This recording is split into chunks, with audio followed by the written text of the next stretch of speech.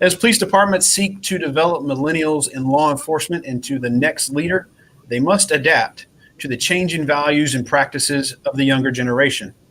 Our young leaders often have the ear of the community as well as the officers, which affords each of them to bring new, innovative leadership skills into the profession. One of the questions as we go throughout today is, what have you done to adapt? And what creative leadership skills have you developed to remain connected to your officers and the community? Good afternoon. My name is Captain Todd Joyce with the Fayetteville Police Department, and I also serve as the second vice president for the North Carolina Police Executives Association. Today we have three panel guests that I'm going to introduce and then give them a moment to tell you a little bit about themselves. Thank you again for joining us, and we look forward to as we go through this today. First, we have Sergeant Kelly Posey with the Charlotte-Mecklenburg Police Department. We have Lieutenant Sean Stripe with the Fayetteville Police Department, and Sergeant Alex Glenn with the Winston-Salem Police Department.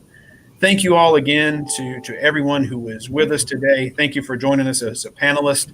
And Sergeant Posey, I will start with you in the same manner in which I introduced everyone. And just tell us a little bit about yourself, and we'll move on. Yes, my name is Kelly Posey. I've been with Charlotte-Mecklenburg Police Department for approximately 20 years. I'm originally from Chicago, Illinois, and after college, I moved here to seek employment in law enforcement. Thank you very much. Lieutenant Stripe. My name is Sean Stripe. I've been with the Fayetteville Police Department for about 13 years now. I've been a lieutenant for coming up on 1 year, served in numerous areas throughout the department, and excited to share some knowledge and talk with everybody today. And Sergeant Glenn. All right, Alex Glenn, and I'm originally from San Diego, California. Joined the military, did 4 years with the Air Force as a security police, and then I've been with Winston-Salem PD for 24. So in total, I've been in law enforcement for 28 years. And so Captain Joyce, Lieutenant Stripe, I'm very familiar with Fayetteville.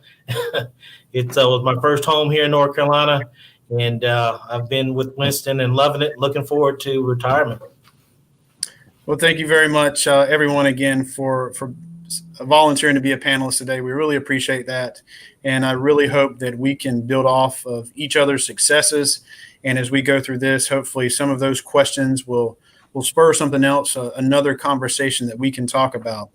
One of the first questions that I will ask everyone, and please feel free to chime in, is how have you seen leadership from that sergeant level all the way up to some of those mid-level managers, such as the lieutenants and captains? How have you seen that change since you first came into law enforcement, and how has that adapted to a younger generation? Sergeant Posey, I can start out with you just the way we did before, ma'am. All right. So what I've seen change over the years that I've been in law enforcement with upper management, they're more approachable. When I first became an officer, you never saw like your captain or your major, but now in today's policing, if you need to speak to someone like higher up, they're more available and they're more willing to speak to you. So that helps out a lot. Do you feel more of an open door policy has made its way into the profession than it was before? Oh, absolutely. Absolutely. Lieutenant Stripe. Yeah, I definitely think you have to be more open and willing to take time to explain things to people nowadays. That's not just in this profession, but in any profession. People want to know the why. And for the longest time, the why didn't matter. Right? It doesn't matter, just do it. But a lot of it, they don't want to know why to question what's going on. People want to know why so they can understand. And a lot of times, if you explain the why, they may have some input that may make things a little bit better, a little bit easier, or have some alternate ideas that just work better. So we definitely had to adapt as a profession and as a society over these recent years. And Sergeant Glenn? Well, I noticed the change. Seems like when we first came into this profession, email and, different ways of communicating weren't like they are today. Today, we check our email daily. There's much more communication. I think because of that, with social media, even now we're Zooming. Those weren't in place when we first joined. And as a result, this younger generation, of course, that's all they've known. And so being able to just kind of echo what was already been said, we're more approachable. Command staff is much more approachable. I believe they feel a need to be more approachable just because of all the sources of information that we have via email, social media, Facebook, Instagram, Twitter, and those different, adaptation, I should say. Well, and as we talk about millennials, I mean, there are a lot of millennials already working in the workforce, and now anyone, I think, as some of the data suggested, born after 1997, they move into a whole another generation of Generation Z. But one of the things I remember is, of course, Y2K. A lot of folks remember Y2K, and everything was going to shut down. I think they got it wrong. It should have been 2020 with COVID and the impact that it has had. But I remember as a detective almost 18 years ago that our form of communication was everyone wore a pager for call outs. And some folks probably do not even know what a pager is anymore. So you talk about technology increasing. We've definitely seen that increase vastly over the years. Lieutenant Streepay, I'll never forget when he first came on, he was our technical guru assigned to our squad. And that's been many years ago. But one of the things that I think about a lot, and I see this now because of my assignment in the Office of Professional Standards, I also oversee recruiting. And we're seeing more difficulties in recruiting. And I think we have to talk about some of those things that are not always easy to talk about. Law enforcement in general right now does not have one of the best images as it relates to some of our public. And we can't change the unfortunate incidents that did occur, such as in Minnesota with Mr. Floyd. And as tragic as those are, we all understand that sometimes we do get painted by that same brush, and we can't be ill to that. We have to understand that there are some officers out there who do make very bad decisions, and they no longer need to be in the profession. But at your particular agencies, how have you seen this affect recruiting, and especially our younger candidates that we want to pull in to have a long career in law enforcement? Sergeant Glenn, go ahead, Sergeant Glenn. I'll start out with you, sir. Okay. Well, I spent 4.5 years in recruiting, so I have just a bit of a experience, in going to job fairs, speaking to a lot of the, oftentimes, college students that were showing an interest, or sometimes we'd go to community colleges where they were offering BLET. But one of the things that I've always done is I tried to remind everyone I spoke to about how honorable this profession is. And despite what, some may feel we're disrespected, many of the community support the police and really believe in what you're doing. And for the ones that don't feel that way, we try to understand, why that is. We'll try to engage them in conversation and ask them, well, what can we do differently? Some of those, negative experiences they may have had, but specifically to recruiting, we try to explain to them that this job is challenging at times, but it's very rewarding. And oftentimes you'll have members of the community come up to you and thank you for the job that you're doing. So, do you find it easier for someone who has been in the profession maybe less than 5 years, that it's easier for them to engage with members of the community versus someone who's been on 15 or 20 years? I'll answer that. I think that it's easier for older officers to engage the community than younger officers, just because of the type of communication style. Younger officers, they text, social media, Snapchat. Those are the type of things that they communicate with. As far as older officers, they're used to actually talking to someone, actually getting out of the car, having a conversation with someone. So I think it's easier for older officers to communicate with people. Yeah, and I can even add to that. I was a training officer for a number of years, and the hardest thing to do is just get officers out of the car and talk to people. Even when they're talking to a victim or just somebody walking down the street, they're almost nervous sometimes to keep that engagement going. And it does go back to the way they're used to communicating nowadays through text or social media and things like that. So I do think it is easier for the older officers to do so. You just have to get that buy-in from them so they're out there willing to do it. Now, Sergeant Posey, of course, with CMPD and being, of course, the largest agency in North Carolina, have you or the recruiting staff at CMPD, have you seen any issues with trying to recruit new persons into the agency or even lateral candidates? So far, from what I know, that we're doing well with recruiting laterals, and there are a number of applications, new applications for our department. One of the things that I would like to see tapped into, the biggest recruiter that we have are the officers that are actually out there on the street. So those are the people that people come up to, say, hey, do you like your job? So many times people ask me, hey, do you like your job? Yeah, I love my job. And then I explain why I love my job. And then they'll say, oh, I was thinking about it, becoming a police officer. So if we get those people, that officers that are already here, to, if they feel like they're valued and this is a good job, they'll communicate that to other people. So. Lieutenant Stripe, you were a police explorer at a while back. What made you want to transition from being a police explorer to seek a career in law enforcement? So actually, for some reason, I don't know, it's weird. It's almost like flipping a light switch. It was actually before I was even an explorer that I kind of wanted to go further. I did a ride along first. And after I did the first ride along, I wanted to do another one. And then after that, I was pretty much sold in it and got into that Explorer program and then transitioned obviously over to a sworn officer when I could. I do think those Explorer programs are extremely beneficial, though. You get those teenagers really at a young age, almost locked in and going toward this path, this career.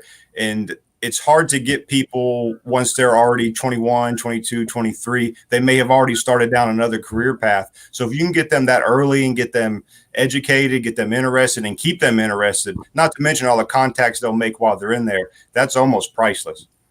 Absolutely. And I know one of the things that we're exploring here at the Fayetteville Police Department is a police cadet program in which you would have candidates who were 19, 20 years of age who would, move into that cadet program and then hopefully transition to an academy and move forward into that basic law enforcement training program. Sergeant Posey or Sergeant Glenn, do either of your agencies have a cadet program right now? And if so, can you tell us some of the successes from that?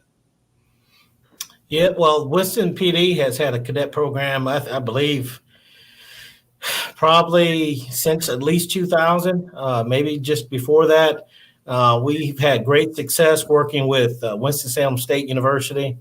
In fact, one of our assistant chiefs, Will Penn, was a part of that cadet program, and now he's assistant chief. So we've had a lot of success with it. And also we've worked with community colleges, Forsyth Tech Community College. We've had some students that go through, and we sponsor them through the cadet program, and they've made that transition into the academy and have gone on to be very successful. That's very good to hear. Sergeant Posey? We also have a cadet program. We have an Explorers program, and we have a cadet program. And it's proved to be very successful. Some of the people that experience the Explorer program to go on to enter the academy and become police officers. So that is a very good program that we have in our department. Are either of your police cadet programs, are they volunteer basis through sponsorship, or either one of those paid to the person? I believe our cadet program is paid. Okay. Yeah, our cadet program is also a paid position. And we have Explorer program as well. And we've had some explorers, graduate from that to the cadet program and then eventually move on to the academy and are now serving as police officers. Okay. Very good to hear. And it is good to move forward to that because it almost gives you a pool of candidates who definitely seem interested in law enforcement. And I think so more now so than ever. as we work to increase those of a younger generation to come into law enforcement. How do, of course, with younger officers in the workforce, how are they able to balance that work life along with family and extracurricular activities that they may be involved in? How are you seeing that with the officers that are under your command? And then, of course, under our current movements, whether that's through Black Lives Matter, how are they feeling? How are they able to balance some of that work life versus home life? And what are you doing to try and help them through these? So I'll say when all the protests and things like that started, it was very emotionally and physically tolling on the officers. At least here, everybody works 12 hours anyway, but we were working additional days without a day off in between for at least the beginning of that period to provide obviously safety and security. The problem was so that they were having the extra stress at work. And then you go home and you see all the negative things posted about your profession on social media or then on whatever news channel you're watching. It's just coming from all angles. So really, even though they were off, it's almost like they were not getting that mental break. And it was very difficult. And really, I just had to tell people, look, when you go home, kind of tune things out for a little bit. Don't watch the news. Try to stay off social media just so you can get that mental break. Because being mentally exhausting is almost worse than that physical exhaustion. It takes a toll on you, and it does build up over time. And it takes some time to recover from that. So when they were able to get those first few days off, I know it was greatly appreciated and well deserved.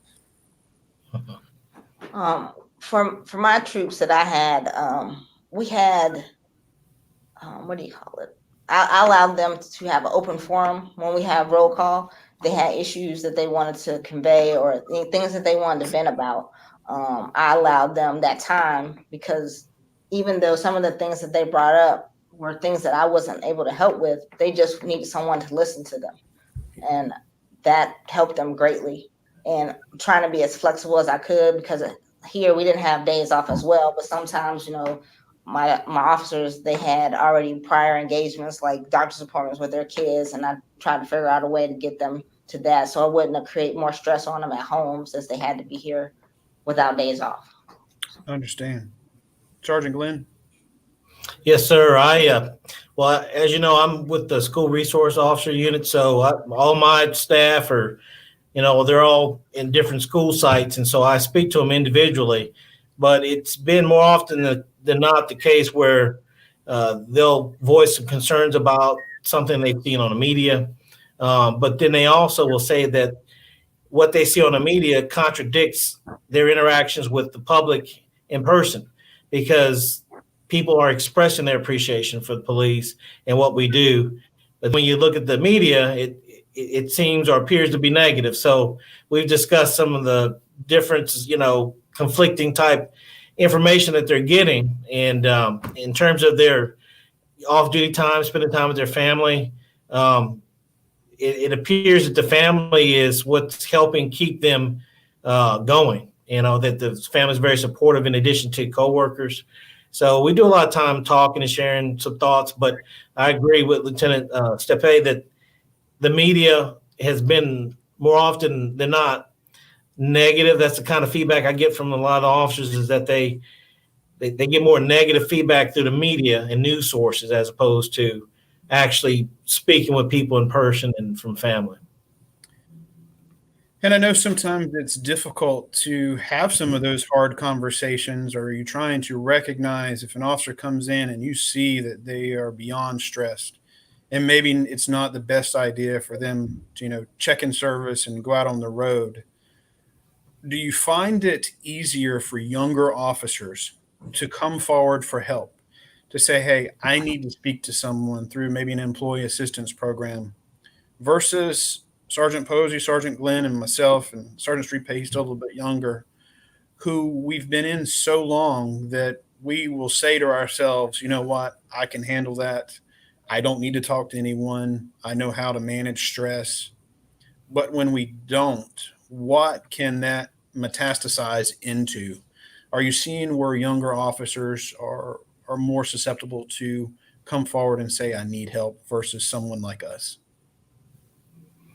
Well, I'll say that, I've had some conversations here recently where I've had to kind of pull it out of them. You know, you know your personnel. You once you get to know them, you sort of you can read body language. You can tell when they're something's on their mind. But I think there's just a stigma attached to law enforcement in general, where we're strong. We help others. We don't need any help.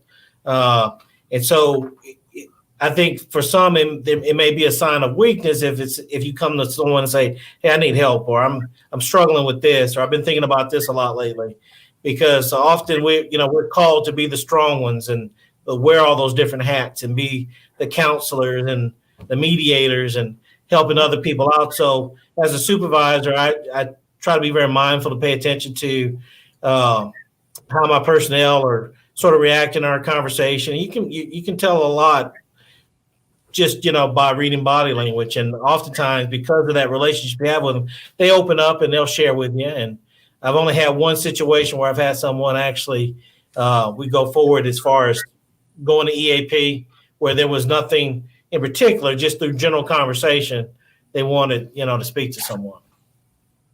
Thank you, sir.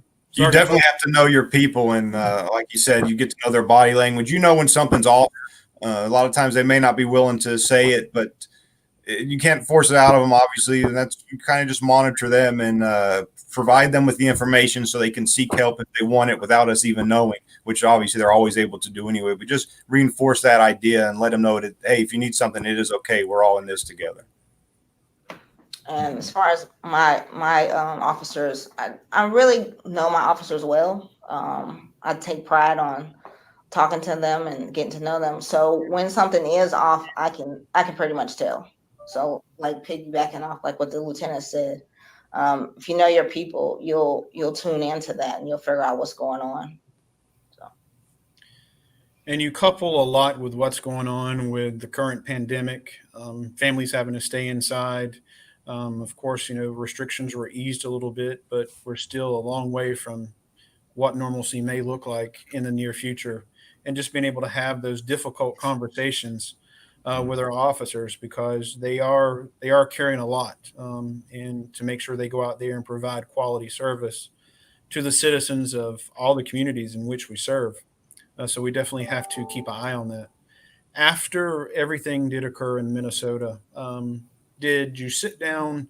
Did you have those conversations with your officers to talk about what occurred? We know there was a lot of communication, whether it be social media or through mainstream media, and officers I know, felt one way or another. And were you able to sit down with your squads and have that difficult conversation about what occurred and kind of break it down? So that they understand and make that relative to them heading out to the road. So in regards to the events that happened in Minnesota, that happened on a Monday. And then on Wednesday, when I came back to work, I sat down and had a conversation with my officers about the incidents and what they might experience as they go out to the communities. They might experience some anger, some frustration, even though it happened in Minnesota. The community here still feels the same pain and frustration. So I just wanted to make that clear. I didn't want them to take things personally from the community, but I wanted them to be prepared for what they might interact with. So we definitely had sit down conversation about the behaviors of the officers in Minnesota. Lieutenant Streetback? And it's important, I think, during that time, during those conversations as well, like she said, remind them what happens across the nation can have that ripple effect. And obviously it did. So it's important. What happens here with us in Fayetteville can affect every other department as well. So we all have that responsibility to do the right thing every day for our communities and for each other. And one of the things. Yeah. Go ahead. I'm sorry, Sarge. No, I'm sorry, Captain. I just want to say real briefly that I think that law enforcement in general, we have a tendency to, when you get something that happened in Minnesota, we're asking more questions, I think, sometimes than the citizens, where they'll see a segment of a video, but then we're thinking about, okay, what happened prior to and after, and just really all the components of what happened. So I've had officers to say, well, I wonder what happened how did they get to that point as opposed to just that one video segment? So we've had conversations about that too. But I just think that law enforcement, we have a tendency to do that, whereas the society, they'll take one aspect of it, and obviously with good reason, they respond and react to it. But law enforcement has a tendency to want to know and inquire further about what happened. And as you go through all of this, what are each of you doing respective with your squads? I won't ask for an agency because you have a particular squad or a group of individuals you supervise. What are you doing to help increase their morale during these times? Not only with events that have occurred across the U.S. in recent use of force incidents, but also during COVID-19 as well. One thing I've done is I've encouraged them to take some time off. We work the schedule we work. Our officers can, if you work patrol, you can take 2 days off, the equivalent of 20 hours essentially, and you can get 7 days off. So I've encouraged them to go ahead and get some dates on the calendar, take some time off so you can spend that time with your family, your friends, not have to worry about us here, and just decompress. I think that's extremely important during these times. And again, like I said, I allow them a platform if they ever have any issues that they want to bring up, or they just want to talk, just to come and talk to me, or we can talk as a group and we can hash it out. Just providing that type of support is huge. Yeah, I've used this word quite a bit lately, but I always say we're in uncharted territory where we're dealing with issues with COVID-19, the issues in Minnesota. So we need each other. And just like Lieutenant said, it's so important to have time off and just reiterate that your family supports you. We support you. We're in this together, and that we'll get through it. As we've seen during a call for reform in policing, especially with use of force, I know everyone is familiar with the 8 can't wait. And what a lot of departments found out is that during a review of policies, most of all departments were already following the majority of the 8 can't wait. And Lieutenant Stripe, of course, I know you and I both can answer for this, but Sergeant Posey, Sergeant Glenn, do you already have something in place that requires a duty to intervene?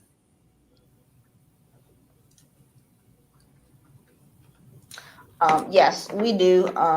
We have a policy, we call it a rule of conduct. We have a rule of conduct that addresses that duty to intervene. Captain Joyce, I apologize. I had an app that I had to close. So can you repeat that question for me, sir? I know, of course, as we were talking about 8 can't wait across the country, and a lot of departments, as they begin to review their policies, already see that we have a majority of those already in place as it applies to the 8 can't wait. One of those that was in place was the duty to intervene. And Lieutenant Stripe and I, we know we have that here at the Fayetteville Police Department. But is that something already in place at Winston-Salem?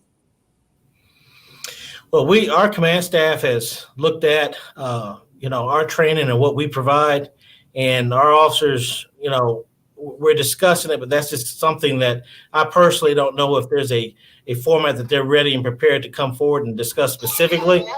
But I know that they're working closely with everything that's been happening here recently and making efforts to adapt. As it relates to use of force incidents that occur in agencies, of course, every agency more than likely has an internal affairs unit, and they review those, whether those are investigated at the line level by that first line supervisor or they're investigated by someone else. As we look at use of force, do you see it as being something to where we need additional training for use of force incidents? And that can include de-escalation and how we may be better able to de-escalate situations that officers may encounter. What are some of your thoughts on that? I'll say we go through a lot of training with de-escalation, hands-on, use of force, the whole gamut there. But at the end of the day, you can really never have enough training with it. It is something that needs to be refreshed constantly. Society changes, people change, tactics change. So it is something that needs updating. And you have to be constantly refreshed on the correct tactics to end a situation safely. Sergeant Glenn? Yes, well, we have our annual use of force training, and just like Lieutenant said, we're constantly reevaluating ways that we can do our job better. I know I just had use of force training, and there's a new technique called the bent knee technique. So we're always making efforts to do our job. That we have that use of force continuum, and training's essential. Training's everything. And we have it annual and semi-annually, and we respond based off of what's happening, and the whole putting the knee on the neck. That's not anything we've ever taught when someone's down in the prone position. So we're just looking at all that and adapting. And again, you have to every year you have training. You have to refresh your training and revisit what you went through the academy to learn. As far as our department, we go well beyond the mandatory standard 600 hours. We go in, I think it's 1,000 or more hours. We have de-escalation training, cultural proficiency training, all types of training that goes well and above and beyond. So it is important to stay focused on different types of new trainings that come out, and I think our department does a great job with that. And I will just add too, I think it's every department and every community is a little bit different. So I think on top of the state mandated, the department additional mandated training is important. That way the departments can tailor what training they're giving to their communities, because every community is a little bit different, and what works here in Fayetteville may not work in Charlotte and vice versa. And we talk about use of force, and very difficult as we saw those events unfold in Minnesota. But even days after that, additional videos surfaced of other incidents in the United States, to where it appeared an officer had their knee on someone's neck.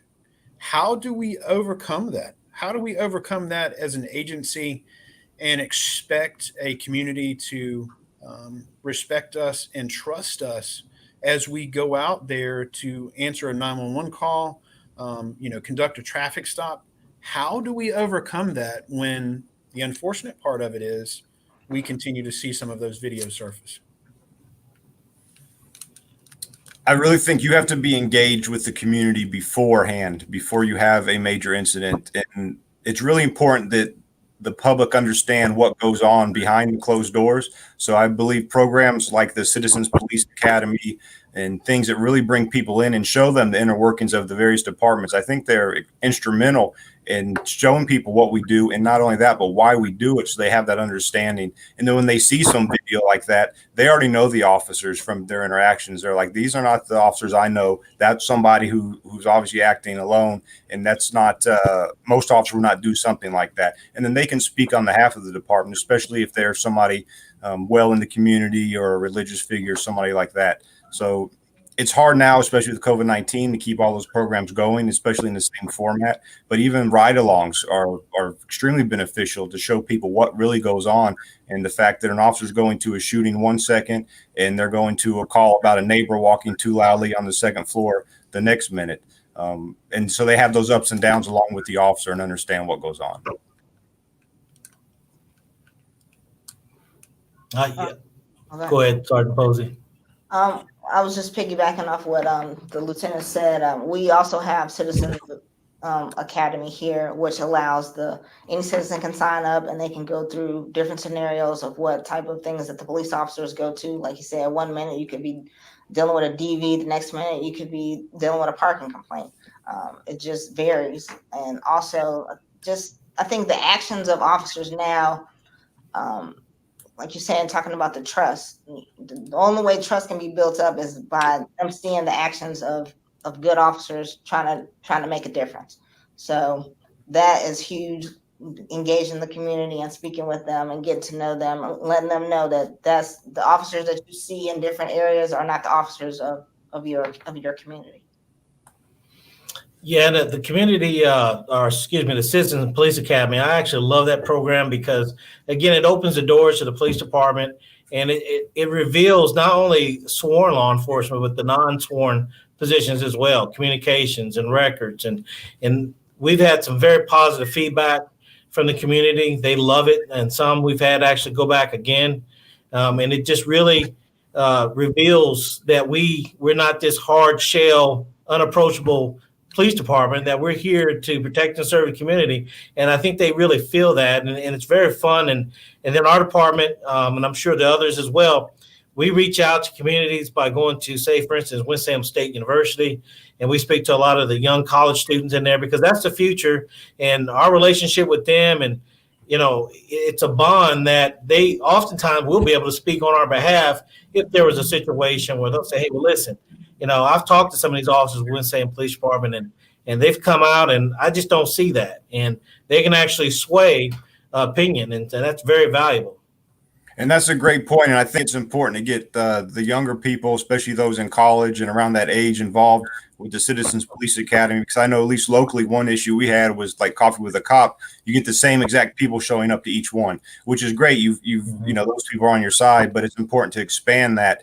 And if you've only have a certain demographic coming to your Citizens Police Academy, you may not be reaching everybody you need to reach, obviously. And I think that's very key with the Citizens Police Academy. I know here we've reached out to Fayetteville State University and Methodist University and have had students who are current, whether most of them were criminal justice majors who were in there. And we definitely want to attract them to law enforcement. We want them to take the next step towards their career. At the beginning of the year, we had started a new Citizens Police Academy. We had to transition that to a mobile format a short ways in due to COVID. But even after that first night, we had individuals who were expressing a desire to enter into law enforcement. So that's very good to hear. I'll kind of segue. I want to talk about that again in a minute. But Sergeant Posey, as I know we talk about our careers in supervisors, have you found it difficult as a female supervisor in law enforcement? And what barriers did you have to overcome as you were promoted? That's a very good question. Some of the barriers that I've encountered as a female supervisor, there are not many of us in the department. There are not many female supervisors. But being command of all male shift and them having to realize that you know what you're talking about, and not second guess your decisions. So that has been one of the barriers, but that happened as my first year supervisor. Once they realized that I was competent and knew what I was doing, and I set very, very high standards, I just overcame that barrier. They just had to get to know me. But I did notice that some of my male counterparts, if they would ask them to do something, they would just do it. And if I would ask them to do it, him and haw and all this. So we just had to work through those bumps in the road. But that's one of the barriers that I encountered. What would be your words of advice to, say, a young female officer who is watching right now, or someone who's just been promoted, someone who wants to move on to that next level? What would be your words of advice to them to breaking that glass ceiling, so to speak? Well, my one thing I would tell them is to never give up. No, don't quit, because sometimes you might not get it the first time. I didn't. And to be true to yourself. Once you get promoted, you can't change into this different person that you have to be the person you are. So stay true to yourself and let them know your expectations, because it's harder to go into a shift and be nice, and then when you need to be hard on them, or you need to get them to do what you need them to do, well, when you're nice, when you start off that way, then it's harder to flip it. So just go in there with a set standard and just do what you need to do. That's the best advice that I could give. It's very good to hear, and you always hope that we continue to see females and others, move on to that next level. It kind of leads me to my next question. What was in place for you as a career progression as you sought to move into that next level? And do you feel that you were well prepared for that? And what could agencies, I won't ask you what your agency could do better, What could agencies do better to prepare individuals for that next level? I think the best thing that helped prepare me for the next level was having a mentor. Having a mentor is super important. You can bounce ideas off of them. You can vent to them. You can get, some kind of guidance. But having a mentor was extremely important, and my success that I've had. And I pass that down. I have mentees now because I don't want to just keep going up and not look back. So I make sure that I have my own mentees that I help, and I still have mentors myself. So I think my department does well with mentorship. You just have to, sometimes you have to seek it out, and you may not be assigned a mentor, but there are definitely mentors out there that are willing to help you every step of the way. I think you gave a very good definition of succession planning, Sarge. Lieutenant Stripe. That mentor thing really is extremely important. And I don't know, you really just have to be open, willing to accept feedback.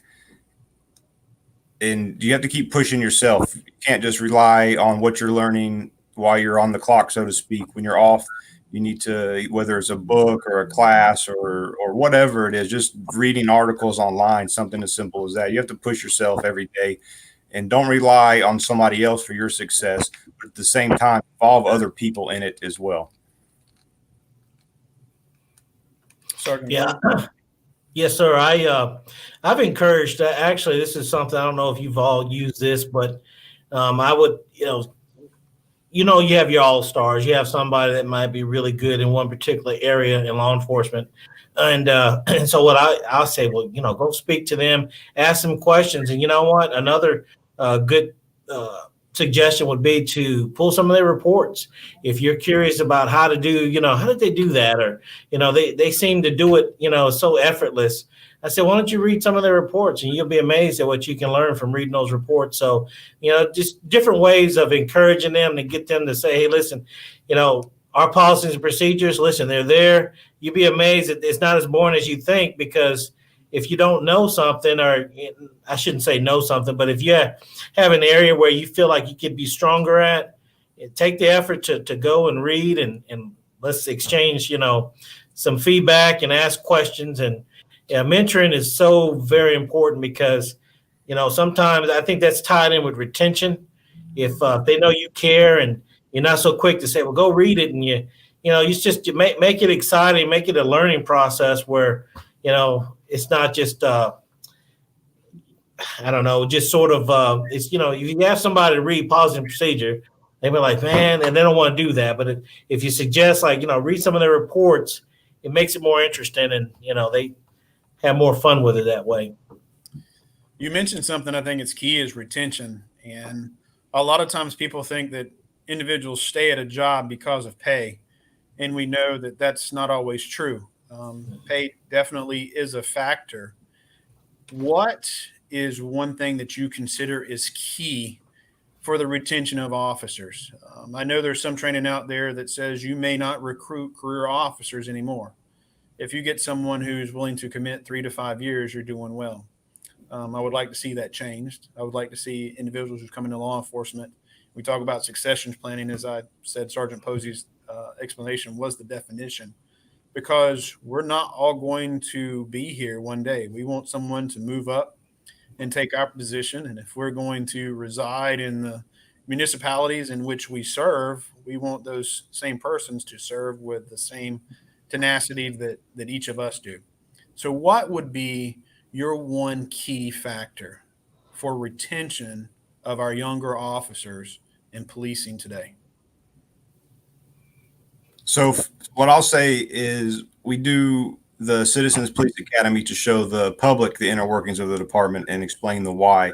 I think it is important that we also take time to show and tell the people who work here the inner workings and why. Of course, they know the inner workings of their job, but they don't know what happens in the other units and the other levels of leadership and command and those things.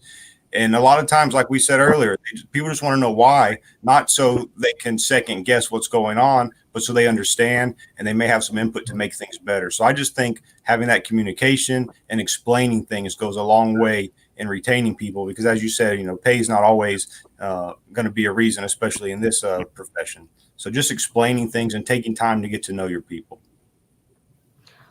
I would say also to add on is also to collaborate with them. They like to know that you're collaborating and you're involving them in decision making. Once you get that buy-in from them and they feel like they're a part of the team, I think that'll also help with retention as well. Yeah, I know that, when we first came through, we just did not have the access to the information we have today. Today, again, I mentioned earlier, email. This younger generation is a need to know generation. And back when we first came through, our command staff and supervisors felt we didn't need to know it. But today, this younger generation, they want to know, they want to be included. And so once we recognize that and do it in a helpful way, and not, obviously you don't want to disclose everything, but whatever you can share it and let them know that, hey, listen, how do you feel about this? Well, what would you do differently? And they're looking for that type of feedback. They want to feel included. And that just seems to be the new generation. I tell my youngest daughter, she's 22, and I tell her, I say, listen, you've got me beat. When I was 22, twice as much as I did at 22. And it's just because of the day and age we live. It's an information age. Well, and I think, Sergeant Glenn, you kind of referenced it earlier, is that when we came on, correct me if I'm wrong, but if we were told to do something, you just go do it. Yep. There's no questions asked, but that's not so today. And I don't say it's someone just wanting to ask questions, but maybe looking for clarification in what they do.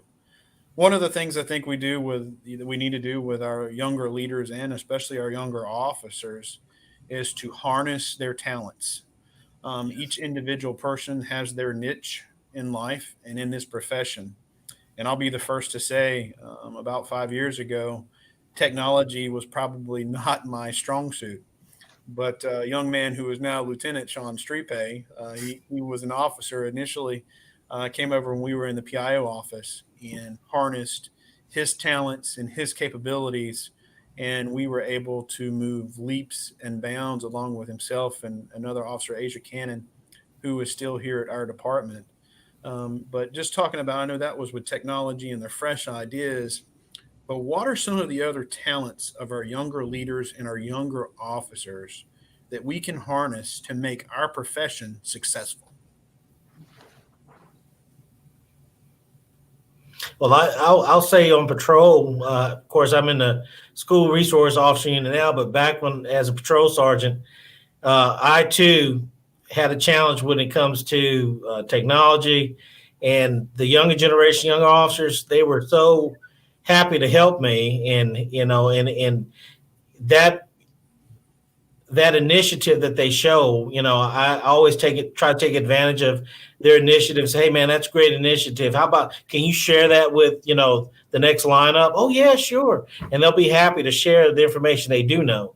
So and I always tell them, hey, listen, I can learn a lot from you. And I don't know, and I'm not afraid to tell them I don't know, but they're very quick to offer their help. And if you ask them to step up and share it with, the lineup before shift, change, they're happy to do it. And that's just another way to get them inclusivity. Very good.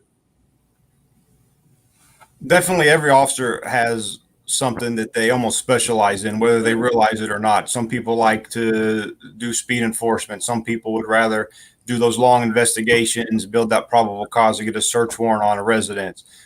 So you really just have to figure out which each officer likes to do and what they're great at doing, and help support them do that. And then at the same time, help them share that knowledge with other people on that squad or in that unit or in the department. So they are obviously all can do each other's niche, if you will, but allowing them to specialize at the same time what they enjoy doing between calls for service, obviously. Yes, I agree. Allowing officers to showcase their their special skill sets that they have. Everybody doesn't have the same skill set. Like for instance, on my shift, I have a young lady who used to work in property control as an early hire, but we've had a lot of problems with how officers package property stuff. So I've had her teach the other officers how to do it. So she has that skill from being down there in property control. So I just tap into that. So it just works out. Sergeant Glenn, I know you said you have school resource officers in Winston-Salem. Prior to school, going remote, and then of course students out for the summer, what were some of the challenges your younger officers faced in whether they were middle school or high school? I believe, the perception, especially for the younger generation, the ones that are still in school, middle school, high school, unfortunately, many of the students, they view us. I don't know. Some of the feedback I've gotten from some of the officers is that there's little, titles they give us, and that's something that's happened. But we're professional. We've always had that open door policy with the students. Our image, being approachable, greeting them in the mornings, greeting them throughout the day. And so for the ones that may have sort of a negative feeling toward law enforcement, it's amazing how they turn around. But it takes more effort on our part. There's sort of a wall or barrier there for some of the students. But when that officer approaches them, or even if they have a negative comment and that officer is positive, and the next time they see him throughout the year, it's amazing how to see that students' opinions change. And that's one of the benefits of being in the school system as law enforcement, is we have an opportunity to change some of those negative perceptions they may have. And sometimes they become very good friends with the officer. They'll stop by, and someone who may have felt, and it really, sometimes it's just a question that they may have, and once they feel the officer's approachable and they ask questions, that's when the bonding and the relationship starts to build. Absolutely. Sergeant Posey, do you have school resource officers, or is that handled by the sheriff's office? CMPD does have school resource officers. We have a unit. One of the things we found out years ago is that here in Fayetteville and of course inside Cumberland County, the sheriff's office is responsible for supplying all of the school resource officers. So especially in a lot of the high schools and some of our middle schools, the only time some of those children saw police was when we were responding to a call. And sometimes that's probably not in the best light. It's because something has occurred and we're needing to respond. And we realized that we needed to be in those schools and having those type of contacts. And that became a regular to where we were able to be in there and have the conversations with the younger generation, to the point where they could ask some of those difficult questions. If something had occurred, nothing was off the table. They could ask some of those difficult questions, because it's key to build those relationships, as you said, Sergeant Glenn. Yes. So I know we are getting close on time, but I want to give everyone an opportunity, and I'll start with Sergeant Posey. I thank you all for all of the great comments and all of your words of encouragement, words of wisdom throughout the number of years that each of you have serving. But I will get you to wrap it up with one final comment, what you can tell us, what you would say to those young leaders or those persons who are wanting to move to that next level. What I tell them? Well, like I said earlier, I would tell them to don't give up. Keep true to yourself, and never be afraid to ask questions. That's very important, because as a supervisor, you think, oh man, I need to know everything. The best thing about being a supervisor that I learned is to say, hey, I don't know that, but I can find out the answer for you. So don't think that you have to know everything. That's the one thing I would tell people when I ask people if they're interested in taking the promotion process. Like, oh, I'm not ready. I don't know everything. And you don't have to know everything. You just have to be willing to learn. Lieutenant Stripe? I would say just realize that as you go through various stages of leadership, or even as just an officer, and I don't mean just an officer, but as an officer, you have to be willing to change. Sometimes you have to change some things within yourself because you realize you need to do a little bit better. But also you have to change in this career. You have to change with society. So as those societal norms change, we will change with it. You have to be willing to be on the front end of that change, not the one that we're dragging along. If you truly desire to be that leader that we need. Yeah, and I'd like to say, I don't think we discussed this at any point today, but the whole discussion of defunding the police. I personally believe that, many Americans and members of our communities, they want police there. They need police because those relationships are so important. The ability to feel safe. We protect and we serve, and that's just what we do. And whenever you need help, you want to call the police. So I say this to the young officers that are hoping to have a long career in law enforcement. Just know and understand the community supports you. They appreciate you. I know there's discussion about defunding the police and where do we go from here, but you just continue to be positive. Know the community stands behind you. We need you to step into those roles. And Captain Joyce mentioned this earlier that, at some point we are going to step down from these roles that we're in right now. And we really need the young generation to understand and step into those roles and continue the legacy of protecting and serving and being professional. It is very key, and each of you are leading from the forefront. And I know there are many other leaders out there who are working in the same manner to make sure that their troops' morale is going well, that they're doing everything they can to answer those difficult questions, have those conversations when it's not always easy. There's many things that have happened in 2020, but we have to be able to have those conversations, talk about some of the things that we see. They're not always the easiest, but I know we're going to continue as professionals to do the right thing, to make a difference in each and every one of our communities and continue to serve the citizens who reside there. And we know that they have a lot of love for us, and we're going to continue to do the right thing. I want to thank each of you again today for taking time out of your schedules to be a part of this town hall series. And on behalf of the North Carolina Police Executives Association and its over 300 member agencies, we thank you for tuning in today. We hope that you remain safe during this impending storm that is approaching. Take care of you and your families.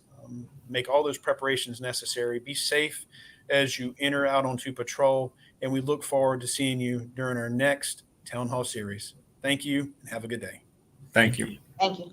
Thank you.